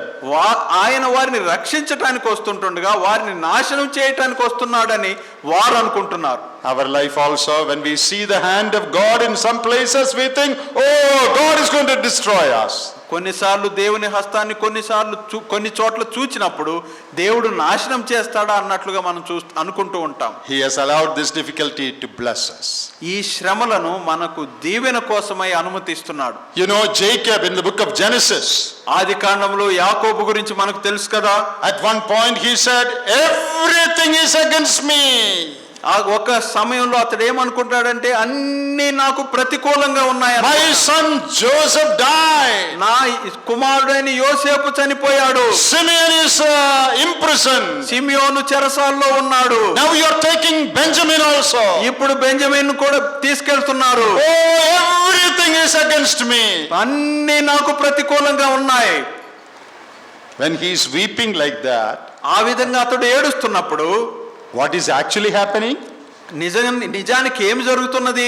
Joseph is ruling as the prime minister of Egypt. ఐగుప్తులో ప్రధానిగా యోసేపు ఏలుతున్నాడు. But he is saying, oh, everything is bad for me. కానీ యాకోబు ఏమనుకుంటున్నాడంటే అన్ని నాకు దురదృష్టకరంగా ఉన్నాయి అంటున్నాడు. Dear Jacob, యాకోబు, your crying is meaningless. నీ ఏడ్పు అర్థరహితం. Your son Joseph is not dead. నీ కుమారుడైన యోసేపు చనిపోలేదు. He is great man in Egypt. ఐగుప్తులో అతడు గొప్ప వ్యక్తిగా ఉన్నాడు. Don't cry. ఏడవవద్దు. Very often we don't see the whole picture. We see the immediate things and we cry and say, oh, everything is against me. అనేక సార్లు ఆ మొత్తం విషయాన్ని గ్రహించకుండా మన ముందు ఉన్న దాన్ని చూసి అంత అయిపోయిందనే అభిప్రాయంలోనికి వస్తాం. Very often what God does for our good, we misunderstand it and think God is trying to destroy us. అనేక సార్లు దేవుడు మనకు మేలు కొరకై ఉద్దేశించిన దాన్ని దురభిప్రాయంతో అది మన కీడు కొరకు అనుకుంటూ ఉంటాం. I'll just tell you one more story and then close. నేను ఇంకొక కథ చెప్పి మీకు ముగిస్తాను. There was a man who had a donkey. ఒక వ్యక్తికి ఒక గాడిద ఉన్నది. He was a dobby, washer. అతడు బట్టలు ఉతికేవాడు. So this donkey was carrying all the clothes. ఈ గాడిద ఈ బట్టలన్నిటిని తీసుకెళ్తున్నది. One day the donkey ultimately became old. ఆ గాడిద ముసలిదైపోయింది. And the washerman had no money to feed the donkey. ఆ బట్టలు ఉతికే అతనికి ఆ గాడిదను పోషించడానికి డబ్బులు లేకుండా అయిపోయింది. So he said, I'll kill this donkey because I have no money to feed it. అతడు ఏమనుకున్నాడంటే దీన్ని పోషించడానికి డబ్బులు లేదు కాబట్టి దీన్ని చంపివేస్తాను అనుకున్నాడు. So there was a well near his house, there was no water. He puts that donkey into the well. అక్కడ అతని ఇంటి దగ్గర ఒక నీళ్లు లేని బావి ఉంటుండగా ఆ బావిలోనికి ఈ గాడిదను త్రోసివేశాడు. You die there. I cannot kill you. I'll just push you inside. నేను నిన్ను చంపలేను కాబట్టి ఆ గోతిలోనికి దిగవేస్తున్నాను అనుకున్నాడు. Then he called some laborers and said, you bring some sand and cover this well. కొంతమంది పని వాళ్ళను పిలిచి నీవు కొంత ఇసుక తెచ్చి ఈ గోతిలో నింపు అంటున్నాడు. So that the donkey will be buried. అప్పుడు ఆ గాడిద మరి భూస్థాపన చేయబడుతుంది అనుకుంటా. So people began to bring baskets of soil and sand and put it into the well. వారు అనేక గంపల్లో ఆ ఇసుకను తీసుకొని వచ్చి ఆ నీళ్లు లేని బావిలో వేస్తున్నారు. The donkey is standing under the well. ఆ బావిలో ఆ గాడిద నిలబడి ఉంది. When the sand falls on the donkey, ఆ గాడిద మీద ఆ ఇసుక పడుతూ ఉంటుండగా it will shake itself. అది ఇలాగు అంటూ ఉన్నది. And stand on that sand. ఆ ఇసుక మీద నిలబడుతున్నది. Then they will put more soil. వారు ఇంకా ఇసుక వేస్తుంటుండగా it will shake and again stand on that soil. అది ఇలాగు కదిలించుకొని ఆ ఇసుక మీద నిలబడుతున్నది. After some time, కొద్ది క్షణాల పాటు తర్వాత they put so much sand and the donkey came up and walked away. ఆ ఇసుక ఎంతగా వేశారంటే ఆ గాడిద బయటకు వచ్చేంతగా వేశారు. What was done to kill the donkey became a source of blessing to the donkey. గాడిదను చంపటానికి ఉద్దేశించిన పథకం ఏమైందంటే అది రక్షింపబడటానికి ఉపయోగపడింది. In our life also, మన జీవితాల్లో కూడా when some things happen, we think, oh, this is to destroy me. కొన్ని పరిస్థితులు తలెత్తినప్పుడు ఇది నన్ను నాశనం చేస్తుంది అనుకుంటూ ఉంటాం. Actually, through what is happening, God is trying to bless you and promote you spiritually. నిజానికి ఏమి జరుగుతుందంటే దాని ద్వారా నీకు దేవుడు సహాయం చేసి నిన్ను బలపరచాలని కోరుతున్నాడు. God will never do anything to destroy you. నిన్ను నాశనం చేయటానికి దేవుడు ఎప్పుడు ఏ కార్యము చేయడు. If God wanted to destroy you, నిన్ను గనక దేవుడు నాశనం చేయాలని కోరుకుంటే He would not have come down from heaven and died on the cross. పరలోకం నుంచి ఆయన దిగి వచ్చి శిలువలో మరణించాల్సిన అవసరమే లేదు. All of us would have gone to an eternal hell. మనం అందరం కూడా నిత్య నరకాగ్నికి వెళ్ళిపోయేవాళ్ళం. We would all have been in trouble. మనం అందరం కూడా సమస్యలో ఇరుక్కొని పోయేవారం. The cross of Calvary tells us that God means no evil for us. Calvary శిలువ ఏం చెప్తుందంటే దేవుడు మన పట్ల కీడును ఉద్దేశించిన వాడు కాదు. If He died for us, మన కొరకు ఆయన చనిపోయినట్లయితే that means He loves us. ఆయన మనల్ని ప్రేమిస్తున్నాడని. He means only blessing and good for us. ఆయన కేవలం దీవించేవాడు, మన మేలును ఉద్దేశించిన వాడు. So in the midst of sufferings, ఈ శ్రమల గుండా let us not get discouraged. మనం నిరుత్సాహపడకూడదు. Let us see things from God's perspective దేవుని వైఖరితో, దేవుని దృక్పథంతో ఈ శ్రమలను చూడాలి. and rejoice. అప్పుడు మనం ఆనందించాలి. God willing, we will continue tomorrow the same topic. ఇదే అంశాన్ని దేవుని చిత్తమైతే రేపు కొనసాగిద్దాం. May God help us. దేవుడు మనల్ని ఈ విషయంలో దీవించునుగాక.